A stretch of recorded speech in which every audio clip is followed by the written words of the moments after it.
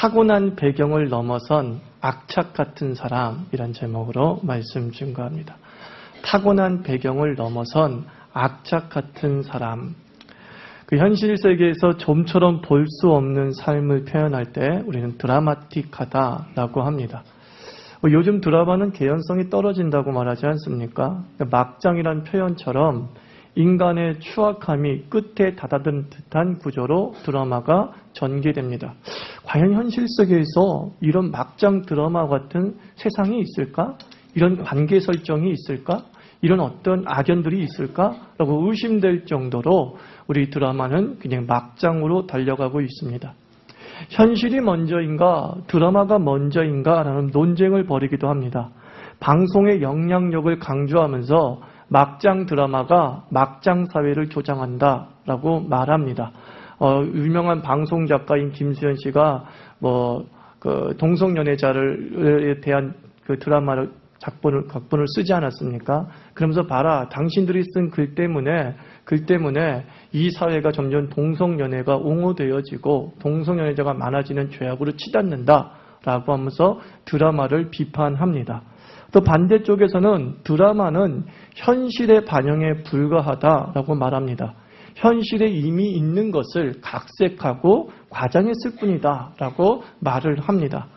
저는 이렇게 생각합니다. 드라마는 현실의 반영이다라고 생각합니다. 인간은 무에서 유를 만들 수 없습니다. 모든 것은 경험의 산물이에요. 그죠? 우리가 도가니라고 하는 소설도 사실은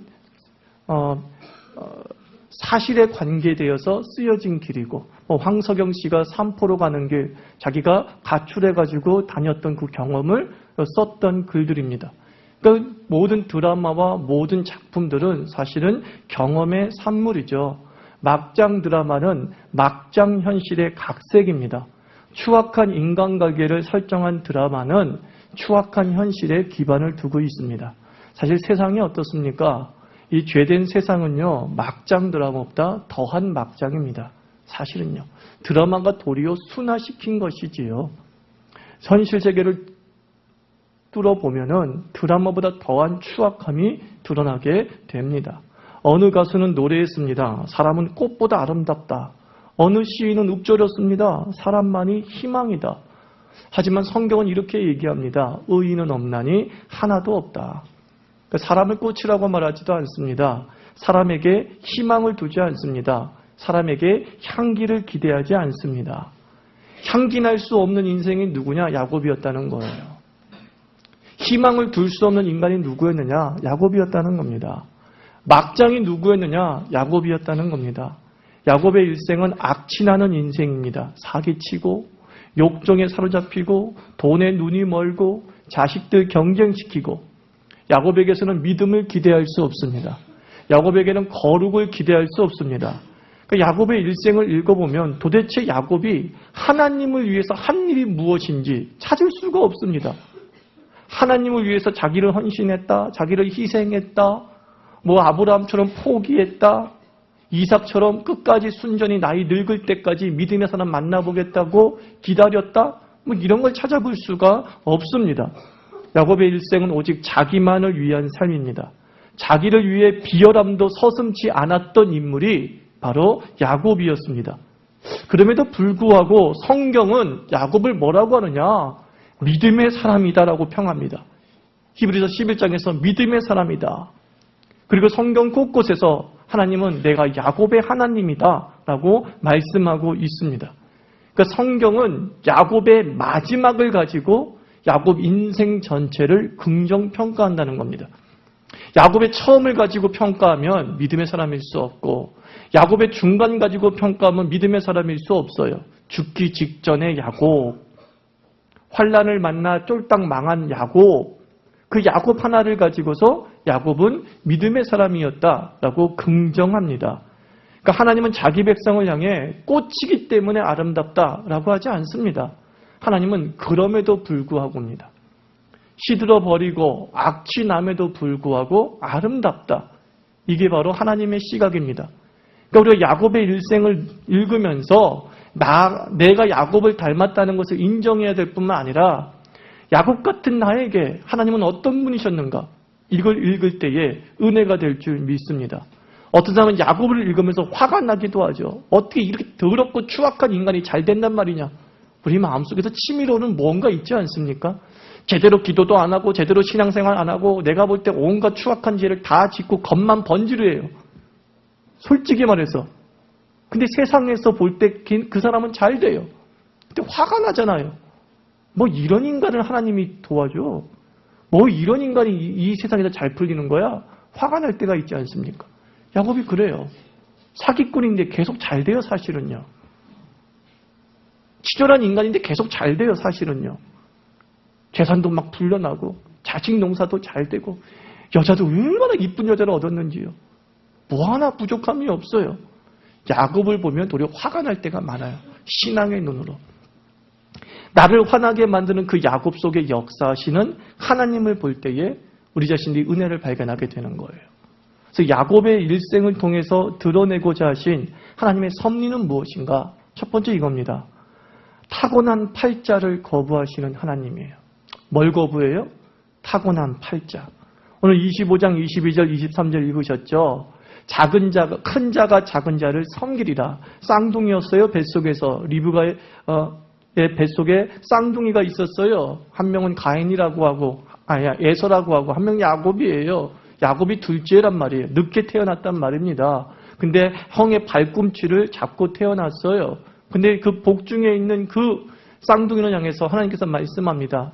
큰 자가, 즉 큰아들이 작은 아들 야곱을 섬기게 될 것이다 라고 말씀하고 있습니다. 당신은 지금보다 더 장남 우선의 사회입니다.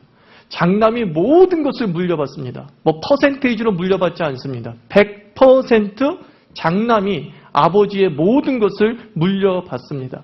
그러니까 한 번 정해진 운명은 숙명처럼 또한 받아들여야 됩니다. 거부할 수 없어요. 그러니까 하나님의 뜻보다 인간의 관습이 우선이 돼 버립니다. 예전엔 여자로 태어났다는 이유만으로 상속권이 없었어요. 그렇지 않습니까? 100% 아들에게만 줍니다. 여자에겐 상속권이 없었어요. 관습에 얽매여져 있는 모습이죠. 하나님의 섭리보다 혈통의 복불복이 우선이 돼버립니다. 인류대 진학률이 전문직 고소득자의 자녀가 지금 70%를 상회한다라고 말하고 있습니다. 옛날에 서울대 가면은 참 시골 출신, 가난한 출신자들 많이 있었습니다. 그래서 그들이 성공할 수 있는 방법은 고시예요. 그래서 많은 이들이 고시를 받단 말이에요.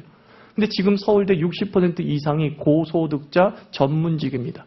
억울하지 않습니까? 고소득자 전문직이라고 한다면 한 학기 등록금 400, 600 정도를 여유있게 내줄 사람이라고요. 그런데 그들은 250만 원밖에 안 내고 서울대를 다녀요. 반면에 없는 애들은 600만 원짜리, 그것도 삼류대에서 600만 원 내고 대학을 다니고 있어요. 억울하죠. 억울하죠. 이 사회가 점점 그렇게 폐쇄적이 되고 있다는 겁니다.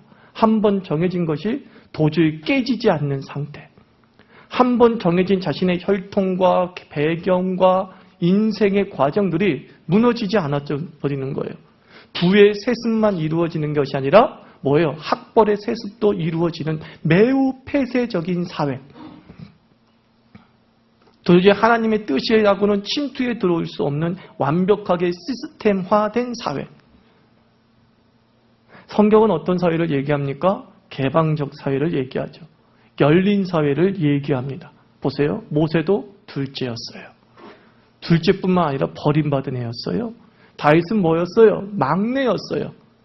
히브리어로 그 막내를 하카톤이라고 합니다. 정확하게 번역하면 뭔지 아십니까? 볼품없는 막내 아들, 이렇게 번역해야 돼요. 막내 아들로 끝나는 게 아니라 볼품이 없어요. 그게 다윗이었어요. 그러나 왕이 됐습니다. 솔로몬은 어떻습니까? 서자였다는 겁니다. 만약에 그가 태어난 순서를 가지고 따진다고 한다면 그 당시 사회에서는 전혀 쓰임받을 수 없는 그런 사람들이 하나님께 쓰임받았다는 겁니다. 성경은 인간이 만든 모든 폐쇄와 고착화에 대한 도전의 역사라고 말해도 과언이 아니라는 겁니다. 성경은 열려 있어요. 모두에게 열려 있어요. 장남에게도 열려 있고요. 차남에게도 열려 있어요. 부자에게도 열려 있고요. 빈자에게도 열려 있어요. 유식한 자에게도 열려 있고요. 무식한 자에게도 열려 있어요. 이게 성경의 사회예요. 이것이 하나님께서 구현하시고자 하는 사회예요. 하나님께서 굳이 야곱을 선택한 이유가 뭐냐? 그 당시 만연된 타고난 팔자, 그 운명론과 숙명론에 대한 도전이라고요.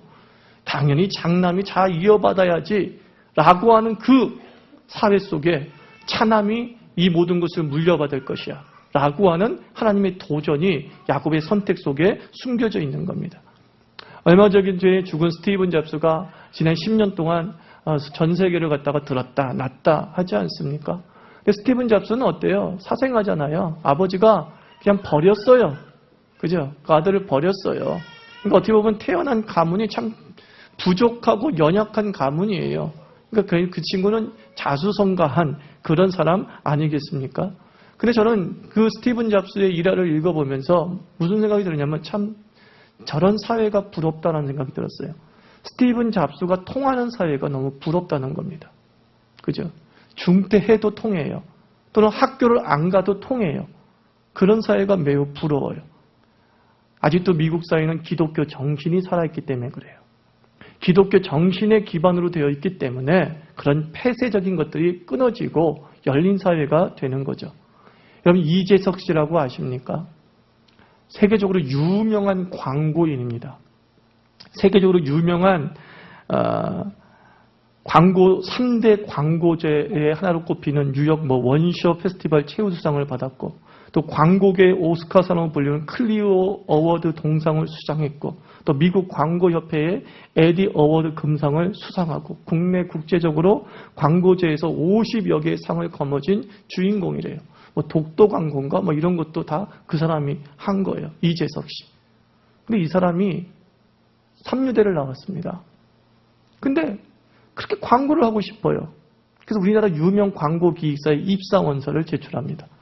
근데 3류대라는 출신으로 서류 전형에서 다 떨어집니다. 다 떨어집니다. 그래서 그가 마지막으로 선택한 게 미국행입니다. 아, 미국 가서 해야겠구나. 그리고 미국에서 성공해서 돌아와요. 그러니까 금이 환영하는 거죠. 금이 환영하는 거죠. 와, 대단하다, 대단하다, 대단하다. 근데 그 친구가 뭐라고 하는지 아십니까? 나보다 어리기 때문에 지금 그 친구라고 그러는 거예요. 많이 어립니다. 많이 어려요. 이 이재석 씨가 뭐라고 얘기하냐? 학벌, 혈연, 지연의 한국적 사회가 창조적 사고를 막는다라고 개탄했어요. 아니, 광고 기획에서 학벌이 뭐가 중요합니까? 아이디어잖아요. 아이디어. 어떤 분이 그렇게 얘기해요. 목사님 설교 제목 짓는 그 능력으로 카피 한번 해보세요. 광고 카피. 근데 저를 안 뽑을걸요? 학벌이 안 좋아요. 그렇잖아요. 이력이 안 좋아요. 그렇잖아요. 안 뽑을 거예요. 용을 놓친 거죠. 용을 놓치는 거죠. 이 사회가 그렇다는 거예요. 이 사회가 그렇다는 거예요. 폐쇄적인 사회가 돼서 한 번 정해진 운명과 배경을 가지고 평생 울고 먹어요. 그냥 창조적 능력이 떨어지게 되는 것이죠. 평생 남의 것 모방하고 따라가는 그런 사회가 될 수밖에 없다라는 겁니다. 기독교가 할 일이 무엇입니까? 개방적 하나님을 닮아가는 겁니다. 개방적 하나님을 닮아가는 거예요. 많은 사람에게서 열려져서 그 속에서의 하나님의 뜻을 발견하고 너도 하나님께 쓰임받은 백성이고 너도 하나님께 쓰임받을 선택된 자녀라고 하는 의식을 갖고 있어야죠. 나만이 선택받은 자 되는 것이 아니라 이 배타적 선민의식이 아니라 너도 선택받았다. 이게 기독교적 사고방식이에요. 나만 쓰임받는 것이 아니라 너도 쓰임받는다. 이게 기독교적 사회방식이에요. 나만 재능을 가지고 있는 것이 아니라 너도 재능을 가지고 있다. 그래서 그에게서 재능을 뽑아내고 발견할 줄 아는 것. 그게 기독교적 개방적 사회고 성경적 사회라고요. 야곱 같은 인물을 선택하신 하나님. 우리도 우리 주변에서 도저히 가망성 없어 보이는 야곱이 있다고요. 우리가 봤을 때, 스펙으로 봤을 때. 그냥 그 속을 읽을 줄 알아야죠.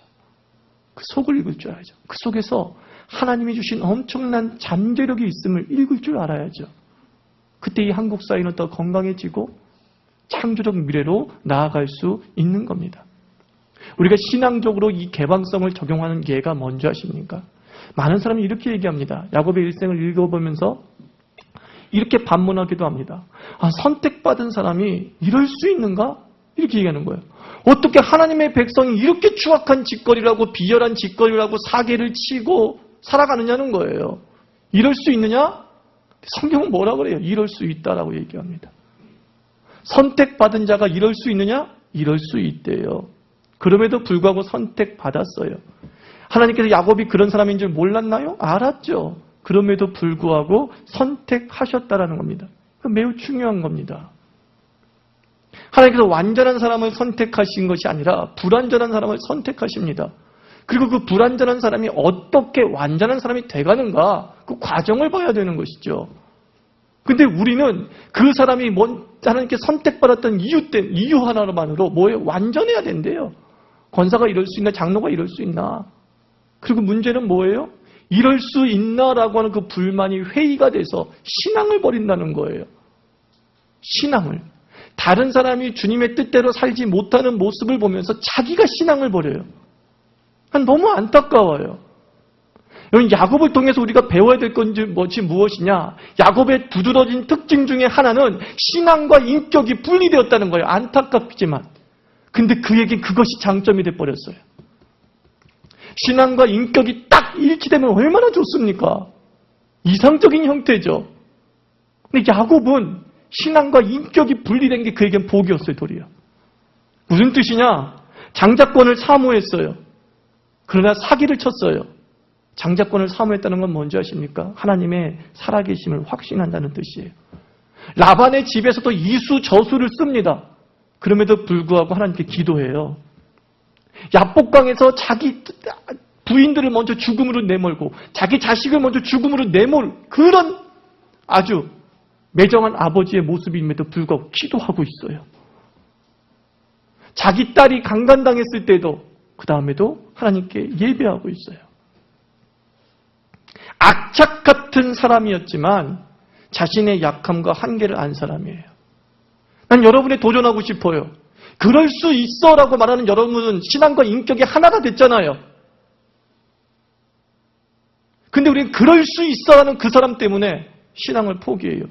그럴 수 있는 사람은 신앙을 안 포기하는데, 온갖 짓거리를 다 하면서도 신앙은 안 포기하는데, 온갖 더러운 짓 다 하면서 신앙은 안 포기하는데, 우리는 자기 자신 너무 의로워가지고 나는 이렇게 온전히 사는데도 어떻게 저 인간이 저렇게 하나님을 섬기면서 살 수 있단 말입니까? 난 이런 하나님 안 믿어요. 이러면서 교회를 떠나버리는 거예요. 이러면서 신앙을 떠나버리는 겁니다.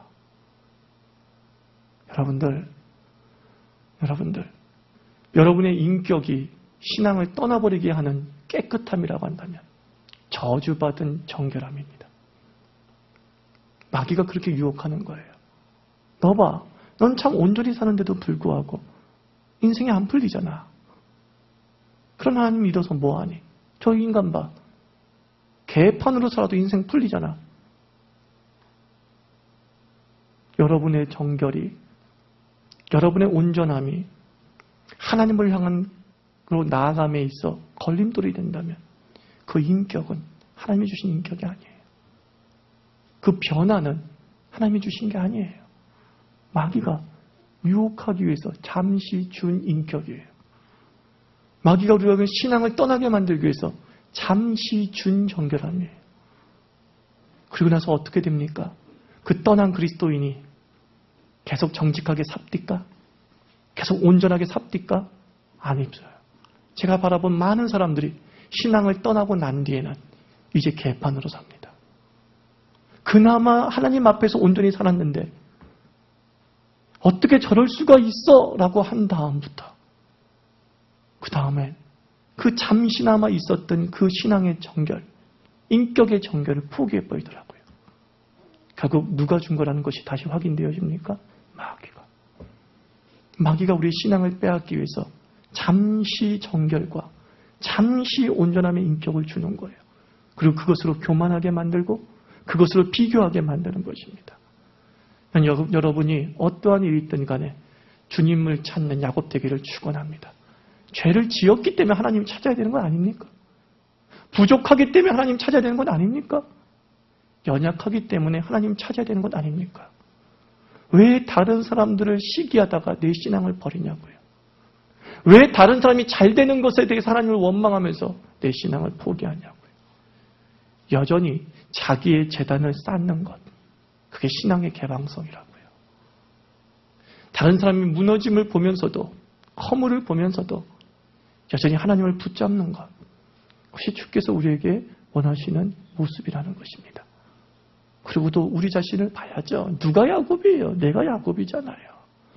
사실 여러분들이 그럴 수가 있어 라고 누구를 비판할 처지가 됩니까?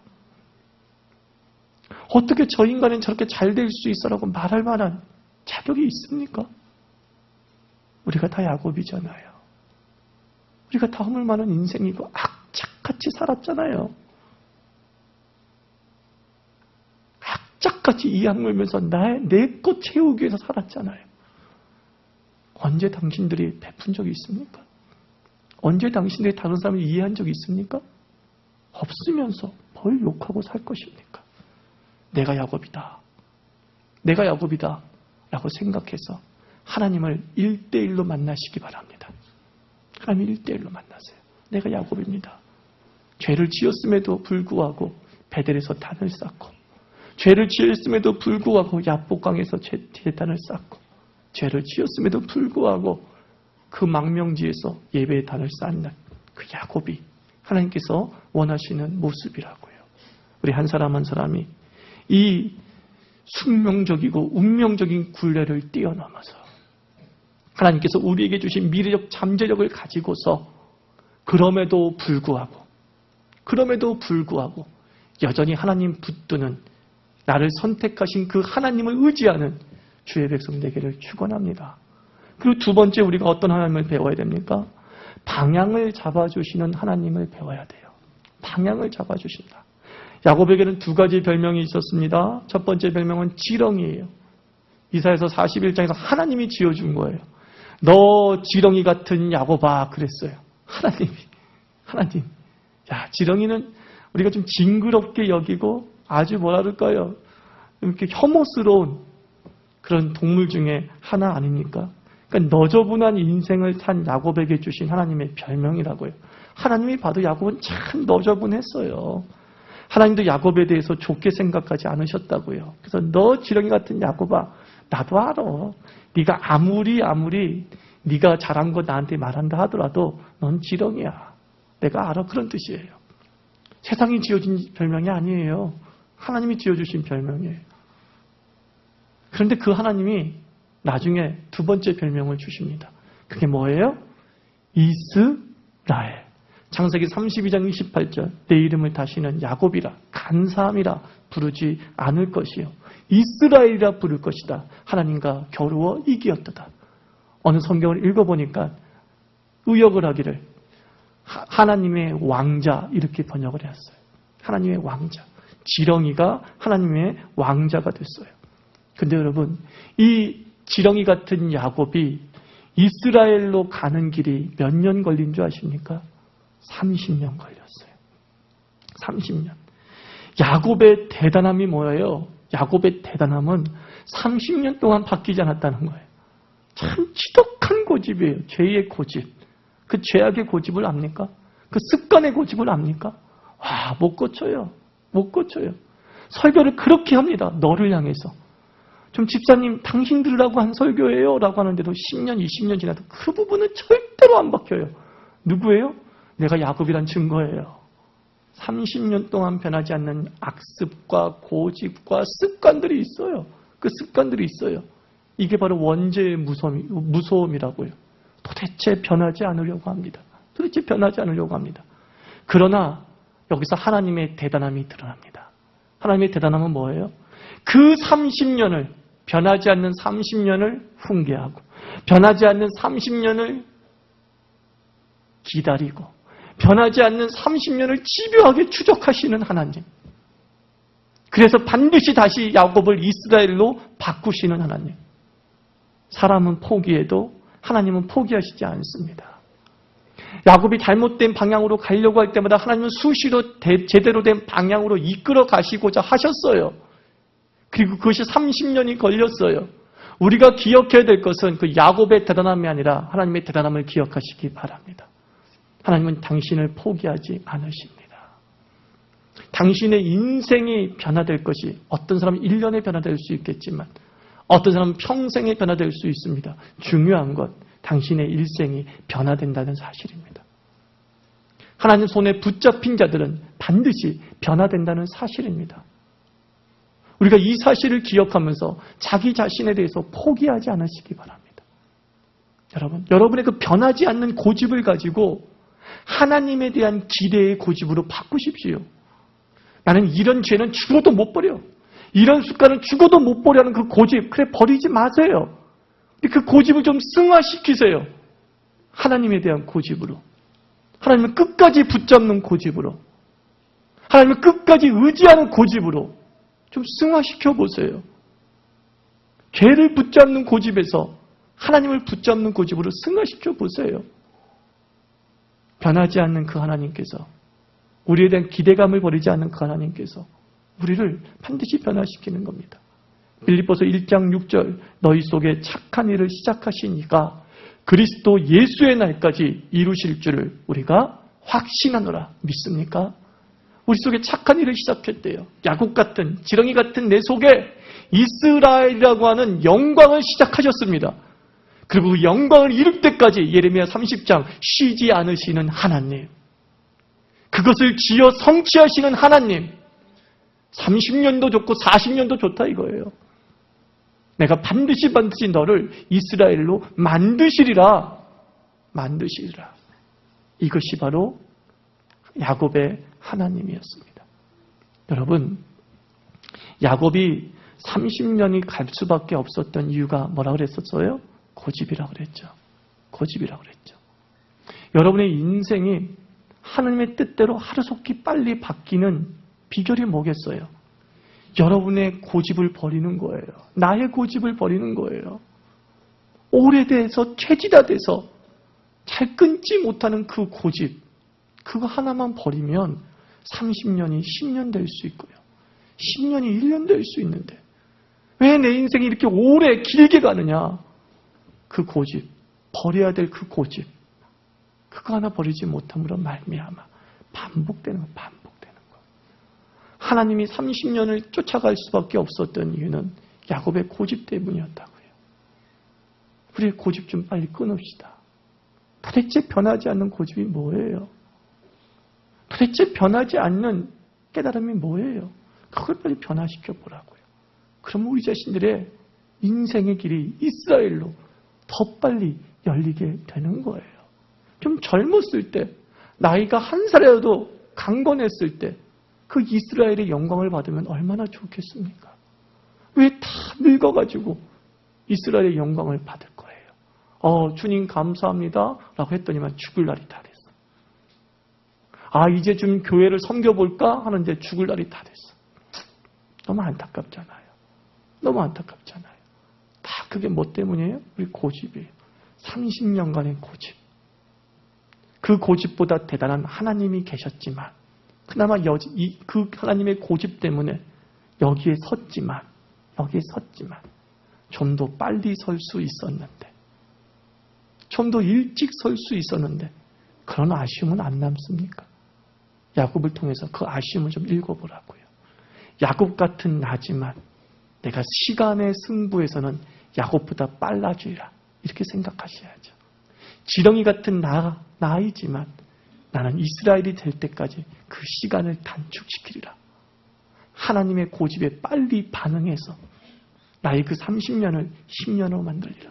나의 10년을 1년으로 만들리라. 그 꿈꾸시기 바랍니다. 그래서 시간의 단축의 은혜, 모든 일의 함에 있어서 시간이 짧게 끝나는 은혜, 그게 우리에게 대단한 하나님의 영광일 수 있습니다. 우리 자유교회 교인들 한 사람 앞으로 야곱을 구체적으로 살펴볼 때 야곱에게 초점을 맞추면서도 우리 하나님 잊지 마시기 바랍니다. 나에게 방향을 잡아주시고, 그리고 열린 사회로 나를 이끄시는 그 하나님, 그것을 꼭 기억하면서 하나님의 은혜를 체험하는 그리스도인 되기를 주의 이름으로 축원합니다. 기도하겠습니다. 이 시간 기도합시다. 하나님, 나를 좀 단축시켜 주세요라고 기도하세요. 하나님, 내 고집을 빨리 끊어주셔서 좀 단축시켜주세요. 단축시켜주세요. 나 지금 빨리 뭔가 해결될 일이 있는데 그것을 단축시켜주세요. 주의 은혜를 막고 있는, 주의 계획을 막고 있는데 고집이나 악습이나 태도나 이런 것들 빨리 부수어뜨려 주시옵소서. 하나님의 은혜를 푹푹 수용해낼 수 있고 하나님의 계획을 수용해낼 수 있는 그런 사람이 되게 해주시옵소서. 이렇게 기도하도록 하겠습니다.